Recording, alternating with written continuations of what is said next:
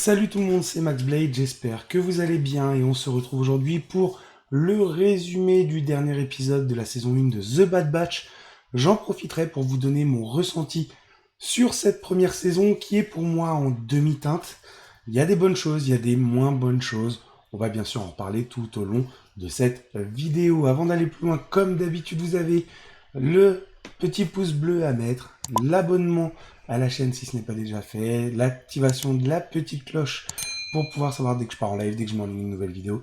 N'hésitez pas non plus à me rejoindre sur les différents réseaux sociaux en description. Et donc on est sur l'épisode final de la première saison de The Bad Batch. The Bad Batch qui a, mine de rien, montré graphiquement de très belles choses. On l'a vu, c'est pour moi la série animée de Star Wars la mieux faite en termes d'animation.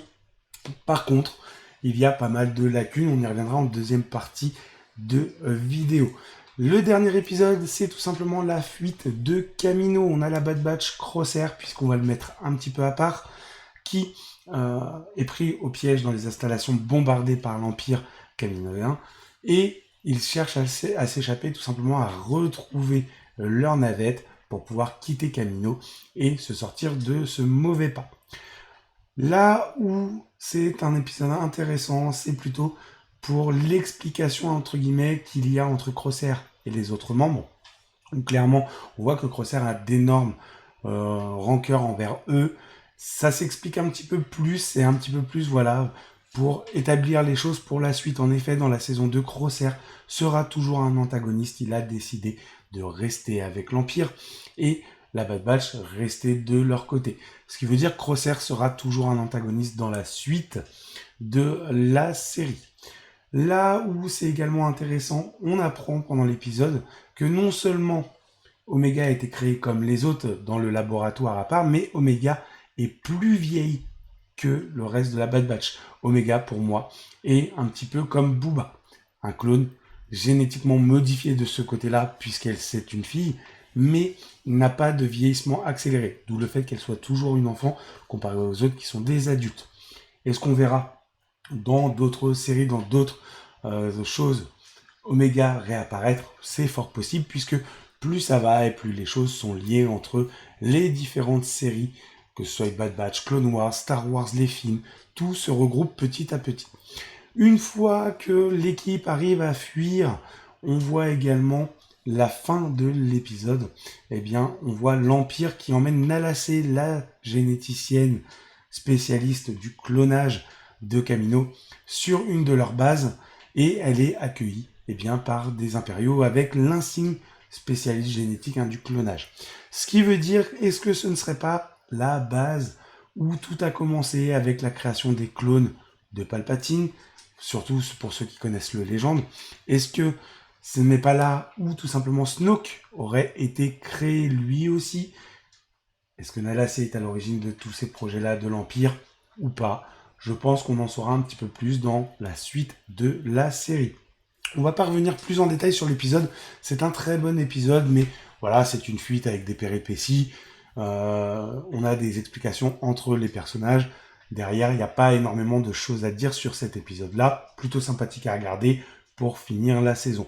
On va maintenant plus revenir en détail sur The Bad Batch, la saison 1. Alors, si on reprend les choses de façon cartésienne, j'avais d'énormes peurs sur cette série, puisque on suit un détachement de clones. Certes, sur Clone Wars, à la fin, on avait vu qu'ils étaient un petit peu à part, qu'il y avait des choses possibles à dire, mais ça me faisait un petit peu peur. Globalement, il y a des bonnes choses, il y a des moins bonnes choses. Comme je l'ai dit, l'animation de la série est juste magnifique. On a eu des très très belles scènes, des très beaux panoramas de la série, qui fait que c'est très agréable à regarder. Derrière, ça manque énormément de petites choses qui auraient pu être améliorées pour nous donner une saison 1 un petit peu plus punchy. En effet, ils suivent un petit peu les choses qu'on peut avoir dans The Clone Wars, dans ce genre de choses-là.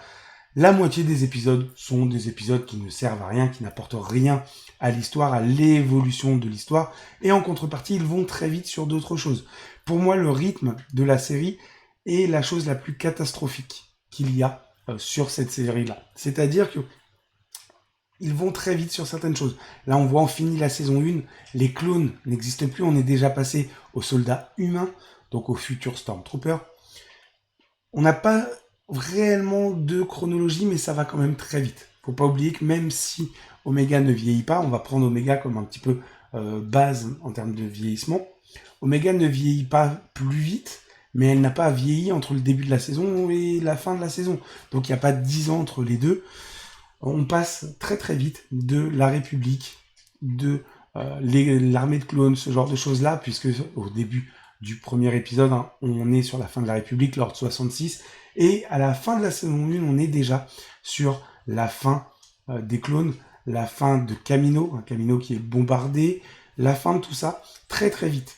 Alors ça aurait pu être possible si la moitié des 16 épisodes n'étaient pas des épisodes entre guillemets filler, où on voyait l'équipe partir en mission à droite à gauche, certes, qui développe un petit peu les personnages, mais pas tant que ça, hein, clairement sur, on va dire peut-être 8 épisodes inutiles, on aurait pu en avoir 1, 2, et le même développement des équipes aurait eu lieu. Sur ça, il n'y a pas de souci. Là où, du coup, ça va très vite de ce côté-là, mais il y a beaucoup de choses qui ne sont pas développées. L'équipe par elle-même, les personnages ne sont pas spécialement développés. On a, certes, Wrecker, qui est pour moi un petit peu plus développé. J'avais très très peur de ce personnage, c'était pour moi le gros balourd qui allait arriver, et j'espérais qu'il ne serait pas cantonné au rôle de bourrin de service. C'est lui qui a eu le meilleur traitement selon moi, par rapport à Omega, où c'est un petit peu le tonton proche de la nièce, sachant que le rôle du père revient un petit peu plus à Hunter, il est plus dur avec elle, plus présent, plus protecteur. Donc on a aussi ce petit côté-là avec Hunter, mais un petit peu moins développé. On l'a eu énormément développé au départ, beaucoup moins sur la fin. Et on a eu plus Wrecker développé. Derrière, par exemple, Tech n'est quasiment pas développé. Ok, c'est entre guillemets le geek de la bande, mais il ne sert qu'à ça. On a Echo, qui est que le tournevis de service depuis sa capture, alors qu'il aurait pu être excessivement développé aussi. Omega, qui est un des personnages les plus développés hein, de la série, ce qui est normal, on nous l'a introduit dans cette série, on la développe un petit peu, elle évolue, mais plus par rapport à ce qu'elle apprend avec les autres que par rapport à ses propres capacités, ses propres choix, ses propres possibilités d'évoluer. C'est plus ce qu'elle a appris au contact de la Bad Batch qui l'ont fait évoluer. Et ça, c'est très dommage, parce que d'un côté, on va très vite dans l'histoire, mais on ne développe que très peu les personnages principaux. On se disait, eh bien peut-être que voilà, Crosshair va revenir, il va se faire enlever la puce, les choses vont changer. Non, non, Crosshair a fait ses propres choix. C'est vraiment l'antagoniste, la personne pas agréable, assez sombre, assez cassant.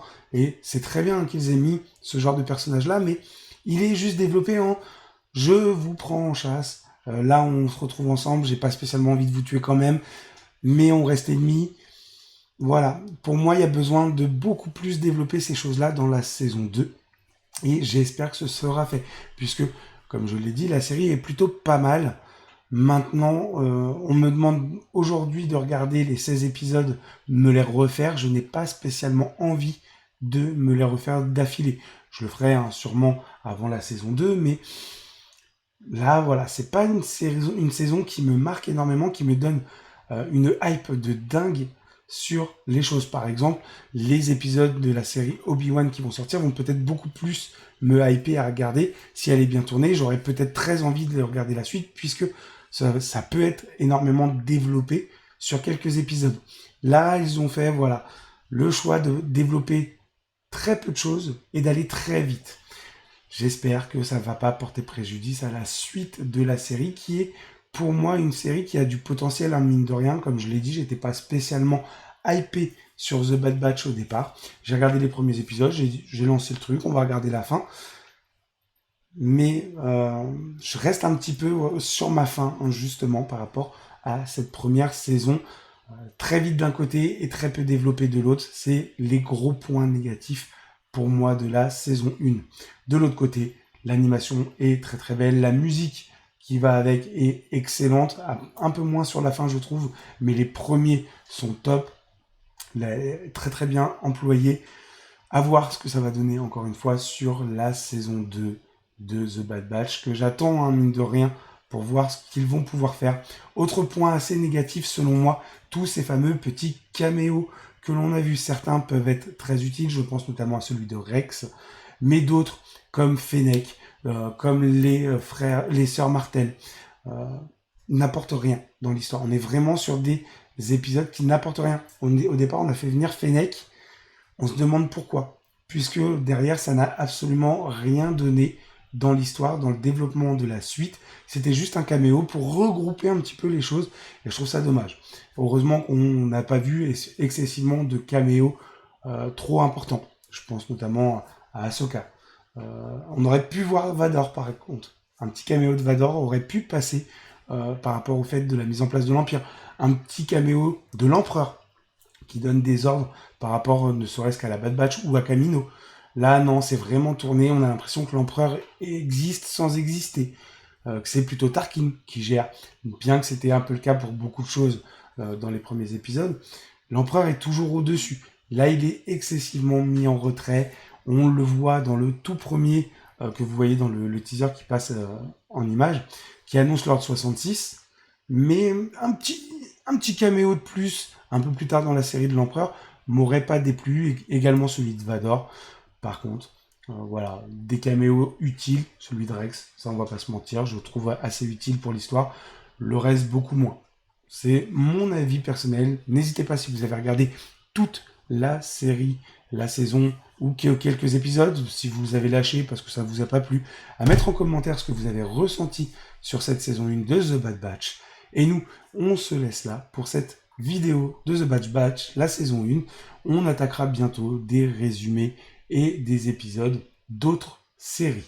Sur ce, je vous laisse là, prenez soin de vous, à très très vite. Ciao.